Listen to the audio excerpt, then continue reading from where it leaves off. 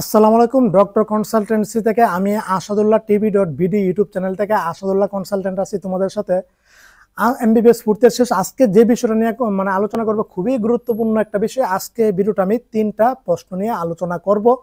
তো সবাই বর্তমানে হাই হতাশায়, ডিপ্রেশন, টেনশন, এমনকি তোমার পেরেশানিতে আছো, এমনকি অপেক্ষায় আছো কখন প্রথম যে প্রশ্নটা সেটা হচ্ছে যে প্রাইভেট মেডিকেল কলেজের ঐচ্ছিক মাইগ্রেশনের রেজাল্ট কবে প্রকাশিত হবে। দেখো আমি সেই কবে থেকে বলে দিয়েছি যে দেখো 25 থেকে নিয়ে 30 এপ্রিল এর মধ্যে রেজাল্ট প্রকাশিত হয়ে যাবে। আজকে অলরেডি 26 এপ্রিল, তার মানে মোটামুটি শুট থাকো আগামীকাল 27 এপ্রিল প্রাইভেট মেডিকেল কলেজের ঐচ্ছিক মাইগ্রেশন যারা করেছে ওদের রেজাল্টটা প্রকাশ হওয়ার সম্ভাবনা খুবই খুবই বেশি। দেখো এই যে নিউজগুলি কখন কে প্রকাশ হবে এগুলো কিন্তু নোটিশে লেখা থাকে না। স্বাস্থ্য অধিদপ্তর নিজেও জানে না কবে প্রকাশ করবে। আমি যেগুলি বলি এগুলি মোটামুটি ধারণার সাথে মিল্লা জায়গা দেখছো যে বিগত 2-3 মাস যাবত ম্যাক্সিমাম বেশিরভাগ 90% কথা কিন্তু মিলে গেছে হুবহুব। তো দেখো যে ঐচ্ছিক মাইগ্রেশন রেজাল্টটা আমার ধারণা মতে আগামীকাল 27 এপ্রিলে প্রকাশিত হওয়ার সম্ভাবনা 90% ধরে রাখো। তবে 30 তারিখের মধ্যে প্রকাশ হয়ে যাবে এটা শিওর থাকো। তবে আগামীকাল আমার কেন জানি মনে হচ্ছে আগামীকাল প্রকাশের সম্ভাবনা সবচেয়ে বেশি। বুঝতে পারছো? দেখো আমি তো স্বাস্থ্য দপ্তর থেকে অথবা কোনো কর্তৃপক্ষ থেকে কিন্তু আমি কোনো সুটসমুট নিউজ টুজ পাই না ওইভাবে। ধারণা মতো অভিজ্ঞতা থেকে মোটামুটি ইয়া করি, তো সেই হিসাবে মোটামুটি মিলে যায়। তবে আগামীকাল দেওয়ার সম্ভাবনা সবচেয়ে বেশি ধরে রাখো। হ্যাঁ, আমি তোমাদেরকে টাইম দিয়েছিলাম 25 থেকে না 30 এপ্রিলের মধ্যে যে কোনো দিন প্রকাশিত করে দিবে। দেখো ঐচ্ছিক মাইগ্রেশন রেজাল্ট প্রকাশিত করার পর তোমার সিমে যে সিমটা তোমার অ্যাপ্লিকেশনের নাম্বারটা দেওয়া আছে ওই সিমে SMS আসবে, এমনকি ওয়েবসাইটে লিস্ট প্রকাশ করবে যাদের ঐচ্ছিক মাইগ্রেশনে কার কোন মেডিকেল কলেজে এসেছে। তবে SMS আসবে, এটা 100% শিওর থাকো। হ্যাঁ, তো ঐচ্ছিক মাইগ্রেশন আসার পরে তোমার কি ঘটনা ঘটবে, তুমি যে 4টা মেডিকেল কলেজ রেখেছো অথবা 1টা 2টা 3টা, এখান থেকে তোমার যদি ভাগ্য ভালো থাকে, যদি ওই মেডিকেলগুলিতে সিট ফাঁকা থাকে তোমার পজিশন অনুসারে এবং ওই অনুসারে তোমার ঐচ্ছিক মাইগ্রেশন রেজাল্ট পরিবর্তন হবে, হলেই সিমে SMS আসবে। তখন তুমি আগে যে কলেজে ছিলা ওই কলেজ থেকে তোমাকে 1 লক্ষ টাকা দিয়ে দিবে ওনারা, এমনকি কাগজপত্রগুলি তোমাকে বুঝিয়ে দিয়ে দিবে। তুমি তারপরে ওই কলেজে গিয়ে ভর্তি হয়ে যাবা। কত টাকা সরকার থেকে নির্ধারিত যেটা 60% টাকা, 12,74,000 টাকা দিয়ে ভর্তি হয়ে যাবা। অথবা ওনারা যদি হিডেন চার্জ, সেশন ফি, এমনকি 6 মাসের বেশি হোস্টেল ফি, 6 মাসের অগ্রিম খাবারের টাকা যদি নেই তাহলে এগুলো তোমার দিয়ে দিতে ভর্তি হয়ে যেতে হবে, কিছু করার নাই। ঢাকা শহরগুলি কিন্তু এসব করে, বুঝতো, 6 মাসের অগ্রিম নিয়ে নেয়, হোস্টেল ফি, খাবার টাকা, বিভিন্ন কলেজ, হিডেন চার্জ, সেশন ফি, এসব আরো আনুষঙ্গিক খরচ টরচ দুইটা টুইটা দেখে যেটা 12,74,000 টাকা, এটা দেখা যায় 13, 14, 15, 16 লক্ষ টাকা এসে পড়তেছে। তো যাও সরকার থেকে নির্ধারিত যেটা 60% 12,74,000 টাকা দিয়ে ভর্তি হয়ে যাবা। আর যদি ঐচ্ছিক মাইগ্রেশনের রেজাল্ট যদি পরিবর্তন না হয়, তুমি যে কলেজে আছো ওই কলেজে তোমার থাকতে হবে, এবং কি তোমার ওই কলেজে তোমার বাকি 1 লক্ষ টাকা হয়তো দিছো, তুমি বাকি 11,74,000 টাকা দিয়ে তুমি তোমার ভর্তি সম্পূর্ণ করবা, মেন কাগজপত্র সবকিছু A to Z clear cut হয়ে যাবা। বুঝতে পারছো?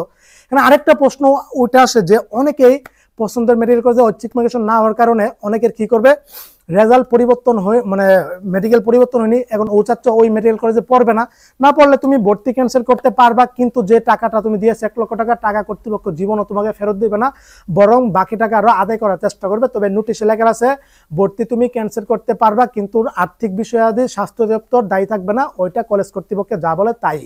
বুঝতে পারছো? অথবা তুমি অনুরোধ বিনয় করবা যে তোমার টাকাটা যেন ফেরত দিই, তবে দিবে না, শিওর থাকো। তারপরে কি ঘটনা সেটা হচ্ছে যে ভর্তি বাতিল তো বললামই, তারপরে হচ্ছে তোমার ঐচ্ছিক মাইগ্রেশনের পরেই তোমার বাকি টাকা দিতে হবে বললামই। আর হ্যাঁ, ঐচ্ছিক মাইগ্রেশন দেয় এটা একটা হলো ফার্স্ট ঐচ্ছিক মাইগ্রেশন যেটা, তারপর কি আরেকটা ঐচ্ছিক মাইগ্রেশন করতে পারবা না? আর করতে পারবা না। 1 নাম্বার প্রশ্ন, এমনকি উত্তর আমি ডিটেলস তোমাদেরকে বলে দিলাম, দিয়ে দিলাম। হ্যাঁ, অনেকে আবার ঐচ্ছিক মাইগ্রেশন পরে যে পছন্দের কলেজে আসছে ওটাতে ভর্তি হওয়া কোনোভাবেই হবে না, তাহলে ঠিক আছে ভর্তি ক্যান্সেল করে পারো। দ্বিতীয় আবার যে সার্কুলার দিবে সেই সার্কুলারে তুমি কি করবা, আবেদন করতে পারবা, কোনো সমস্যা নেই, কলেজে পেয়ে যাবা, এটা কোনো দায় ঝামেলা নাই। 2 নম্বর যে প্রশ্নটা, ওয়েটিং লিস্ট কবে প্রকাশিত হবে? হ্যাঁ, ঐচ্ছিক মাইগ্রেশনের রেজাল্ট যেদিন দিবে ওয়েটিং লিস্ট ঠিক সেদিনে দিতে পারে অথবা দিবে। তো এটা আগামীকাল 27 এপ্রিলে দিয়ে দিতে পারে, অথবা 30 তারিখের মধ্যে যে কোনো দিন দিয়ে দিবে। তোমার সিমে ওয়েটিং লিস্ট থেকে তোমার সিমে SMS আসবে, এমনকি ওয়েবসাইটে লিস্ট প্রকাশ করবে। তারপর হচ্ছে তোমার দেখা যাচ্ছে যে ওয়েটিং লিস্ট থেকে কত হাজার সিরিয়াল পর্যন্ত যাবে। আমরা দেখছি যে তোমার অলরেডি ফার্স্ট ওয়েটিং থেকে যে রেজাল্ট দিয়েছিল 27 এপ্রিল প্রকাশিত হয়েছিল, এখান থেকে আমরা দেখছি যে 48,600 পর্যন্ত চান্স পেয়েছে। বুঝতে পারছো? 48,600, তার মানে এখন 48,600 থেকে নিয়ে 60,000 সিরিয়াল পর্যন্ত, এখানে 12,000 স্টুডেন্ট থেকে এখন থেকে 60,000 পর্যন্ত কি যাবে নাকি যাবে না? হ্যাঁ যেতে পারে, আবার নাও যেতে পারে, তবে যাবে। এই 12,000 স্টুডেন্ট থেকে ধরো সর্বোচ্চ 200-300-400 স্টুডেন্ট হয়তো আবেদন করছে প্রাইভেট মেডিকেল কলেজে পড়ার জন্য। তোমরা একটা বিষয় খেয়াল করছো, 5,000 সিরিয়াল থেকে নিয়ে সরকারি তো 5,000 পর্যন্ত চান্স পাইলই, 5,000 সিরিয়াল থেকে নিয়ে 48,000 সিরিয়াল, তার মানে প্রায় 42,000 মতো স্টুডেন্ট। তো তোমরা দেখো প্রায় 43,000 মতো স্টুডেন্ট, 5,000 থেকে নিয়ে 48,000 পর্যন্ত চলে গেছে। এখানে ফরেনার দেশি সিট আছে কয়টা? মাত্র 2,500 থেকে 3,000 মতো স্টুডেন্ট। তোমরা একটা বিষয় খেয়াল করতেছো, 5,000 থেকে নিয়ে 48,000, এখানে দেখো কি হিউজ পরিমাণ স্টুডেন্ট, প্রায় 40-42,000 মতো স্টুডেন্ট, 43,000 মতো স্টুডেন্ট। এই 43,000 স্টুডেন্ট থেকে মাত্র আবেদন কতজন চান্স পেয়েছে, সুযোগ পেয়েছে? মাত্র 2,500 থেকে 3,000 স্টুডেন্ট। আমার বিষয়টা খেয়াল করছো? তার মানে এতজন আবেদন করছিল এই সিরিয়াল থেকে। হ্যাঁ, তার মানে 48,000 থেকে 60,000 পর্যন্ত সর্বোচ্চ কয়জন আবেদন করবে? ওইখানে 42,000 পজিশন পর্যন্ত, 42,000, 5,000 থেকে নিয়ে 48,000 পর্যন্ত এই সিরিয়ালে আবেদন করছে মাত্র 2 থেকে নিয়ে 3,000 স্টুডেন্ট, মানে 2,500 থেকে নিয়ে 3,000 স্টুডেন্ট। এখান থেকেও সবাই নিশ্চয়ন করছে 800 জনের মতো স্টুডেন্ট। তারপরে যাদের নাম দিচ্ছে ওরা ওনাকে ভর্তি হবে না। তো আমার প্রশ্নটা হলো বাবা, 48,000 থেকে নিয়ে 60,000 মতো কতজন আবেদন করবে? সর্বোচ্চ 200-300 স্টুডেন্ট। বুঝতে পারছো? আমি হিসাবটা বুঝাইতে পারছি? আমি ধরলাম 300 থেকে 400 স্টুডেন্ট। তো অনেকেই ভর্তি হবে না। ধরো 66টা মেডিকেল কলেজে ঘরে যদি তোমার 10 জন করে স্টুডেন্ট ভর্তি না হয়, তারপরে তুমি তো 700 স্টুডেন্টের মতো সিট ফাঁকা যা। বুঝতে পারছো? কারণ সবাই পাবা, ইনশাল্লাহ সবাই পাবা।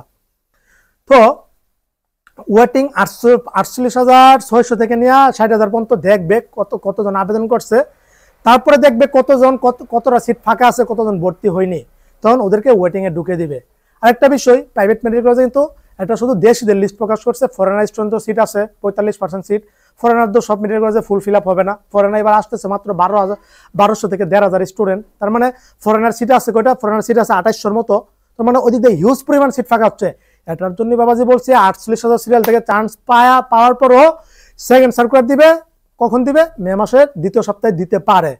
ওদের ওয়েটিং লিস্টে যারা চান্স পাবে, ঐচ্ছিক মাইগ্রেশনে যাদের চান্স পাবে, ওদের ভর্তি নেওয়ার পরে ওয়েটিং লিস্ট দিয়ে দিবে। ধরো কুরবানি যারা আগে দিয়ে দিবে, এটা শিওর থাকো। বুঝতে পারছো? তো ওয়েটিং লিস্ট মানে সেকেন্ড সার্কুলার যখন দিবে, এখানে আবার মোটামুটি 500-1,000 মতো স্টুডেন্ট আবেদন করবে, যাদের মেধা কোটায় চান্স হয়নি, যাদের আবেদন বাতিল হয়েছিল, যারা আবেদন করেনি। বিষয়টা আমি বুঝাইতে পারলাম? তখন ওই যে ফরেনার সিটগুলি ফাঁকা থাকবে, সবাই তো আসেনি ফরেনার, মাত্র 1,500 মতো আসছে, তার মানে আরো প্রায় 1,500 মতো সিট ফাঁকা আছে। তখন দ্বিতীয় সার্কুলার থেকে ওয়েটিং থেকে নিয়ে নিবে। দ্বিতীয় সার্কুলার দেওয়ার পরও ওরা ভর্তি কমপ্লিট হওয়ার পরও দেখা গেছে সিট ফাঁকা থাকবে, তখন যদি সরকার চায় তৃতীয় সার্কুলার দিতে পারে। গতবার 1টা 2টা 3টা সার্কুলার দিছিল, এবং ভর্তি কার্যক্রম চলছে টানা 3 মাসের মতো। যেহেতু জুলাই বিপ্লব আন্দোলন হয়েছিল, তখন এখানে একটা মোটামুটি 1 মাসের মতো প্রতিষ্ঠান বন্ধ ছিল। তো এটার জন্য আবার তৃতীয় সার্কুলার দিয়ে দিয়েছিল, বুঝছো, আন্দোলনের পরে। তো এই বিষয়ে আমি ক্লিয়ার করতে পারলাম, সবাই সিট ইনশাল্লাহ পাবা। বুঝতে পারছো? আমার উপর বিশ্বাস, আমার কথা ভাই। এবং তো যা বললাম 120-30টা মতো কন্টেন্ট দিছি 3 মাসে, এত শত ভিডিও যে দিলাম সবগুলি কত তো মিলতেছে, এগুলি ইনশাল্লাহ মিলবে, টেনশনের কোনো কারণ নাই। তো এই ছিল। তারপর ওয়েটিং লিস্ট দেওয়ার পরে এখানে 100 টাকা দিয়ে তোমার নিশ্চয়ন, 100 টাকা দিয়ে তুমি নিশ্চয়ন করা লাগতেও পারে, অথবা নাও লাগতে পারে। করা লাগতে পারে অথবা নাও লাগতে পারে, এটা সঠিকটা জানি না। SMS এর মধ্যে বললে দিবে তুমি কি ভর্তি হতে চাও কিনা, নিশ্চয়ন করতে হবে। নিশ্চয়ন করলে নিশ্চয়ন করে ফেললো। আর যদি নিশ্চয়ন না করা লাগে সরাসরি ভর্তি হয়ে যেতে পারবে, কোনো সমস্যা নাই। তারপরে কি ঘটনা? তারপরে ঘটনা হচ্ছে যে তোমার ওদের পরে আবার ভর্তির একটা ডেট দিবে নোটিশে, যে এত তারিখের মধ্যে ওদের ভর্তি কার্যক্রম করতে হবে। ওয়েটিং থেকে যারা আসবে ওরা কি মাইগ্রেশন করতে পারবে না? কখনো না, ওদের আর মাইগ্রেশন অপশন থাকবে না রে বাবা। তোমাদের নিয়ে স্বাস্থ্য দপ্তর খেলাধুলা করবে না। মেডিকেল কলেজের পরে এগুলি সিট করতে হতে 2-3 মাস সময় চলে যায়। ওয়েটিং থেকে যারা আসবে, যেই মেডিকেল কলেজে আসবে এই মেডিকেল কলেজে ভর্তি হতে হবে, না হলে নাই, বাতিল। বা আরো যারা ওয়েটিং এ থাকবে ওদেরকে দিয়ে সিট ফিল আপ করবে। বুঝতে পারছো? তারপরে যে 3 নম্বর যে প্রশ্নটা, প্রাইভেট ডেন্টাল মেডিকেল কলেজ ও ইউনিটের লিস্ট কবে প্রকাশ করবে? আবেদন চলছিল 25 মার্চ থেকে নিয়ে 30 মানে 15 এপ্রিল পর্যন্ত আবেদন চলছিল। তারপরে 5 দিন কিন্তু আবার সময় বাড়িয়ে দিয়েছিল, মানে 20 এপ্রিল পর্যন্ত চলে গেছিল। কিন্তু নোটিশ লেখা আছে 21 তারিখে SMS এ জানিয়ে দেওয়া হবে কার কোন মেডিকেল কলেজে চান্স পেয়েছে এবং নিশ্চয়ন করতে হবে। কিন্তু আজকে 26 তারিখ হয়ে গেছে, আজকেও এখনো কেন প্রকাশ করেনি? আরে ভাই, ওই দিক দিয়ে 5 দিন সময় বাড়াইছে, এখন এদিক দিয়ে 5 দিন সময় আরো মনে করে বাড়বে না? বুঝতে পারছো বিষয়টা? আশা করো যে 27 থেকে আগামীকাল অথবা 30 তারিখের মধ্যে দিয়ে দিবে, মোটামুটি শিওর থাকো।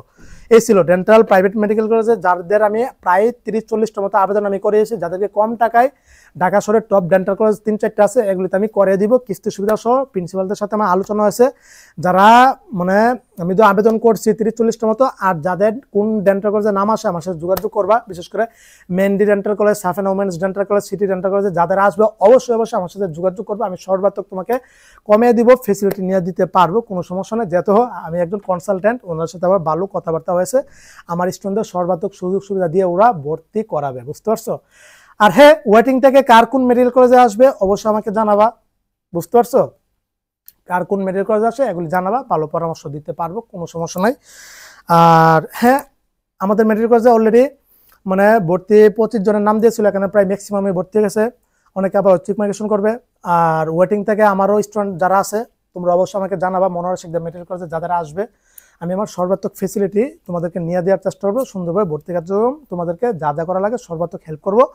এমনকি যাদের দ্বিতীয় সার্কুলার অলরেডি 15 জনের মতো আমার সাথে যোগাযোগ করে ফেলেছো, যারা মোটামুটি ভর্তি হবা, মেধা অসুস্থ করে চান্স হয়নি আমাদের মেডিকেল কলেজে, ওরাও ইনশাল্লাহ ওয়েট করো, আবেদন জমা দিবে, আমি A to Z সব করে দিব, তোমাকে সর্বাত্মক ফেসিলিটি সুযোগ সুবিধা নিয়ে ইনশাল্লাহ ভর্তি করে দেওয়ার চেষ্টা করব, কোনো সমস্যা নেই, আমার সাথে যোগাযোগ করবা। হ্যাঁ, তো এই ছিল। তো সবাই ভালো থাকো, সুস্থ থাকো, সকলের জন্য অনেক অনেক শুভকামনা রইল। আসসালামু আলাইকুম রহমতুল্লাহি ওবারাকাতু। ইয়েস, আরেকটা প্রশ্ন, ক্লাস কবে থেকে শুরু হবে?